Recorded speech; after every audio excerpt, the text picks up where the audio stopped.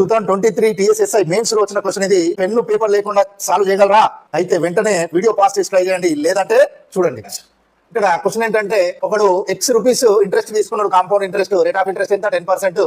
1 year తర్వాత 80,000 కట్టిండు. After ఇంకో 1 ఇయర్ తర్వాత 33,000 కట్టిండు. అప్పు మొత్తం క్లోజ్ అయిపోయింది.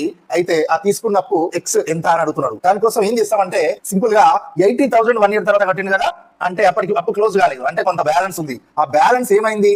33,000 అయింది.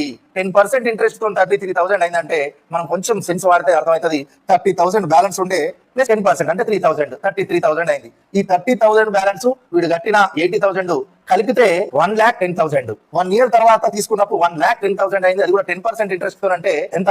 1,00,000 ప్లస్ 10% 10,000. కాబట్టి తీసుకున్నప్పుడు ఎంత? 1,00,000. నచ్చితే ఈ వీడియో నచ్చితే లైక్ చేయండి, షేర్ చేయండి, కామెంట్ చేయండి, సేవ్ చేయండి. ఒకవేళ ఇంకా డీటెయిల్ కావాలనిపిస్తే పార్ట్ 2 అని కామెంట్ చేయండి. Thank you.